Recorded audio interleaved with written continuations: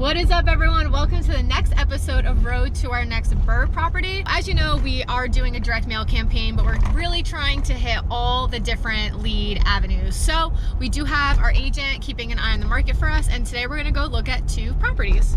And we did see these properties online, so we did get a glimpse at some of the photos they had posted, but you never really know when those photos were taken, were they old listing photos. So we really like to get eyes on the property. This market is super hot, so we know that when something gets listed, like this got listed yesterday, and we know that we got to get down there as soon as possible because they disappear like that. I always love doing property walkthroughs, especially when there are photos included in the original listing, because it's fun to see what the listing agent just decided to leave out. For example, we saw a property a couple weeks ago where there was a photo of a bedroom, and you know, it needed the floors refinished, it needed new paint, but they just so happened to not pan up a little bit, because then when we went in person, the entire ceiling was gone, there was water damage, so photos are always deceiving. We can give you a little glimpse into what our pockets are filled with when we go see any property. Usually I bring an awl, and all that is it's got a really sharp tip, and what that is for is when you go into the basement and this is not an awl. This is not an awl. This is a flathead screwdriver. It's usually an awl, but this will work just as well. You walk around the basement along the exterior walls, and you poke at the plate that sits along that wall, and that'll tell you, is there any termite damage? And now that will come up in the inspection that you get, but it's good to know going in when you're developing a budget. We also bring flashlights. A lot of these properties are vacant, so you're never sure if the electric is working, functional, or on. So we always bring flashlights. Sometimes we'll have a headlamp, but those batteries die pretty quickly, so we go with the big guys. Next, we've got an electric tester. A lot of the properties that we tour have knob and tube electric. Now, just because they're there doesn't necessarily mean they're hot, and instead of doing like I've done in the past and test them by shoving your finger on them, we brought a tester this time, so that'll come in handy.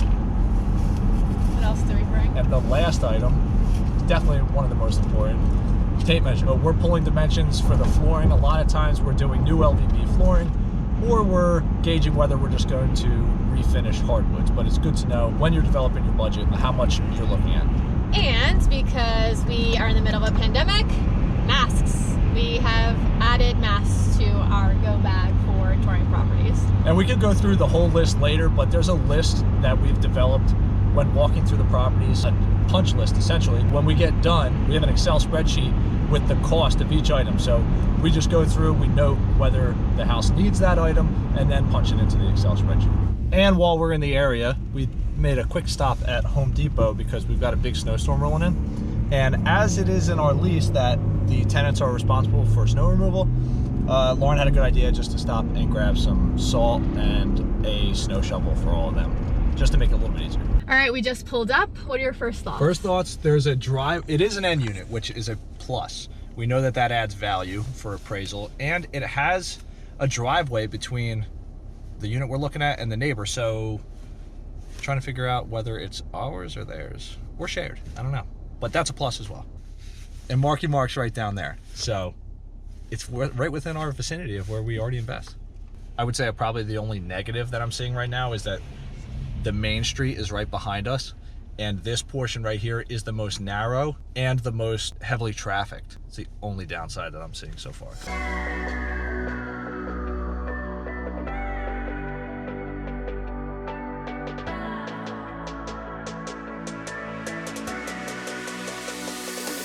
Hello?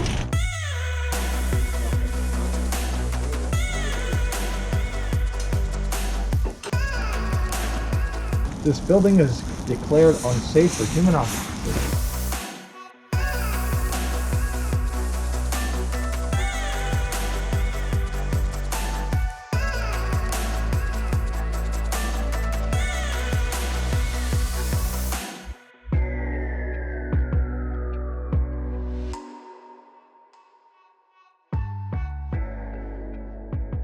Right here, outside. Look at Just no the roof. roof. Yeah, the front porch roof's got to get replaced. Oh, God. Just a little bit. Yeah, wow, this is... Holy shit. That's where the problem is right there. Just right off the bat, there's approximately $25,000 worth of work just in the basement alone. This includes rebuilding that foundation wall and concreting the basement floor. It is a dirt floor right now. Gross. We always check the panel to see if there's any room for breakers. We like to add central air, and if we have to up the service, that's definitely an expense we have to account for. Yeah, they got room. Yeah. So it's super cute, but it's freezing, so we'll tell you when we get in the car. I love house shopping with you. Me too. Okay, first thoughts. It's nice. It's one of the only houses we've walked through that the interior wasn't like a complete redo on a lot of the finishes. Everything above the floor in most of the house was fantastic. That's where the budget's gonna lower, but the basement walls in the back structurally, they're just caving in. So 2 walls have to get replaced. That's gonna be a large majority of the budget, but the numbers may work out, seeing as how we have to throw less at the rest of the house. I always say, every property has a number, you just gotta figure out what that number is. Off to the next one. Oh, they have the backhoe here still. So this is Marky Mark on our left, and they knocked the house down next to it, and we know the people that are gonna be renovating the vacant property it's attached to. So property value is definitely gonna be going up, up, up, up. Yeah, somebody's working on this house. Both of them, actually. Cute. I'm waiting for a brewery to buy this building right here. It's a perfect building for a brewery. So if you're out there looking for a location to open up a brewery, this is gonna be the one. So this next house had 0 pictures online, so we actually have no idea what it looks like. It looks decent from the outside, but it's gonna be interesting. And then it's gonna be on your left at the next cross street. Listen, officer, I couldn't see. I only crashed because my wife was holding the camera up and blocking the intersection with it. Let's go.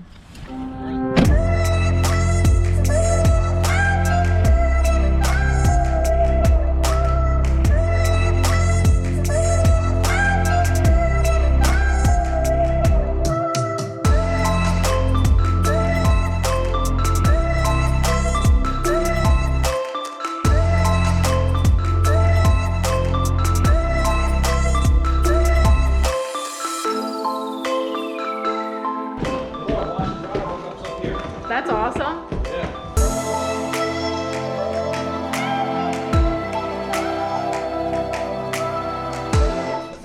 I think there were crackheads living here. What makes you say that? So they use this to stuff into crack pipes Really? to act as a filter. Yeah, you see how it's all pulled off too? Yeah.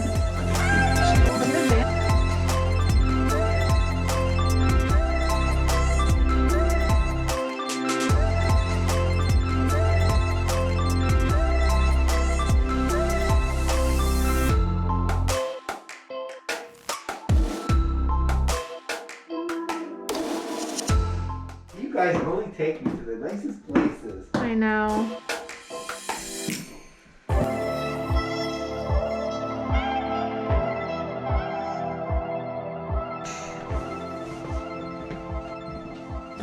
Or you could just do a stackable right here, and it's just like you open the, you know, it's like a. Might be you want to use this for closet. Yeah, but oh For yeah. closet for there. What are you laughing at? This is where they kept their coat. Shut up. I'm not joking. There's 2 bags right there. No I way. swear to God. Still in there? Yeah, look, here's one. And here's 2. That's their crack right there. Is it a crack inside? Yeah. Where? All the little white crystally. Oh, well, so they took it out already. Oh yeah, they used it already. Oh, yeah. But I was wondering why these floorboards were up. Just got finished looking at that house. Again, there were no pictures in the listing, so we had no idea what to expect. It was interesting, I will say the least. And it is absolutely pouring snow right now. I mean, it is dumping. So I'll focus on not killing us. And I'm sure the visual and audio sucks right now. So we'll see you on the couch. Wow, it is freezing outside, but now we're home. So let's run the numbers on property number 1 and show you how we fully analyze a potential deal. Property number 1 had some great features. It's an end unit, which we love. It provides off-street parking. It fits perfectly into our property criteria, being a 3-bed, a 1-bath, and over 1,000 square feet. And it gives us the ability to force appreciate through renovations. has relatively clean main living area and a fenced-in yard, and it has that open concept floor plan that we know renters love. But it does have some negatives, like being on a busy street, a collapsing foundation wall, and a dirt basement floor. But before we jump into the numbers, let's go over a rough renovation plan. Some blanket fixes for the whole house will be a fresh coat of paint and new white receptacles and switches and faceplates. So with that being said, let's start with the living room and the dining area. Not much happening here, which is nice. The baseboard and window trim is in pretty good shape, so we'd be keeping both. What we won't be keeping is this carpet. We'll lay new LVP throughout and add a shoe molding. Then we'll finish it off with 2 new ceiling fans. As we make our way into the kitchen, you can see a lot of the budget will be spent here. The existing sheetrock is terrible and a window needs replacement. We'll basically gut this space, hang new sheetrock, and lay LVP throughout. We'll do new cabinets, slab laminate countertops, new appliances, and a new back door and storm door, and new light fixtures. Now we'll head up the stairs. We'll definitely have to sheetrock this plaster wall going up to the 2nd floor. And then we'll add a new railing and carpet the stairs. Every room up here had wood 6-panel doors in pretty good condition, so we'll keep all those and just paint them and replace the hinges. And the rear bedroom is the worst of all 3, so we'd have to sheetrock the ceiling, spackle some portions of the wall, add closet doors with a simple organizer, new light fixture, new carpet to tie this room together. Fortunately, the bathroom doesn't need a complete renovation. One of the biggest tips for buy and hold investors is to try to avoid getting caught up in that demo day mindset. Ask yourself what can be kept. In here personally, I would clean up the tub, add a 3-piece surround, do a new trim kit. We'll keep the wall paneling, lay luxury vinyl tile or ceramic tile, add a new toilet, vanity, towel rods, and medicine cabinet. This middle bedroom is a light lift. This is the only little area with loose wallpaper, and I think we could get away with just scraping it and skim coating. A fresh coat of paint, light fixture, new carpet, and that'd be it for this space. Off to the master bedroom. Again, a super light lift. Trim and baseboard are all in good shape. New closet doors, a closet organizer, and a ceiling fan. New carpet and a coat of paint. We'll do it in here. Now let's head down into that questionable basement. Oh boy. All right, so right off the bat, it had a dirt floor. Definitely would be concreting this. It had forced air heat, so a duct cleaning would definitely be done. And that foundation wall, woohoo. We're probably talking, when all said and done, upwards of $15,000 to $20,000 just for that. Unlike the basement, the exterior was decently clean aside from the front porch roof, which definitely needs a full replacement, and the addition of a railing to the back door steps. Now let's dive in and show you how we estimate rehab costs. We created a sheet on the app AirTable where we already inputted the cost of materials and labor for common renovation items. So I have this app on an iPad where I just punch in work that needs to be done, and it generates a rough estimation while I'm still on site.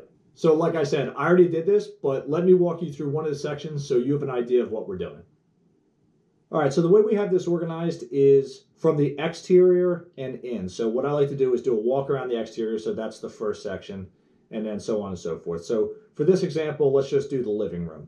Okay, so we'll have an action, and what that action will be is whether it needs to be totally replaced, repaired, or we're just going to keep it. Flooring for the living room, we'll punch in the square footage, and then the material cost plus a labor cost. So just for example, for this room, the flooring, we know that the living room was 338 square feet, and because we use the same materials all the time, we know that we're paying $3.29 per square foot. So we'll punch that in, and it will automatically give us a total cost here. As you go down the list and you start adding your things in, it's going to give you totals down at the bottom. So you will have a total renovation budget here once you go down all your categories. Now, this is a work in progress, and as we walk properties and see that we may need another feature, we try to update it to include that feature. Yeah, this is what we're working with now, and it's been working pretty well for us. All right, so now I did this entire property in here, and we have a renovation budget of just under $60,000. So I'll pass you back over to Lauren now,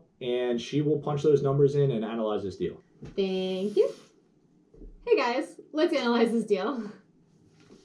So now that we have a renovation cost, we're going to head on over to BRRRRpockets.com. And if you have a pro account, you get unlimited access to all these calculators. So we're going to go to a BRRRR calculator and start a new report. All right, so 123 Main Street is what we'll call this guy. And then you got to add the property taxes, which for this one is right under $4,000. I always round up because property taxes are always going up. So first, we'll usually start with the list price.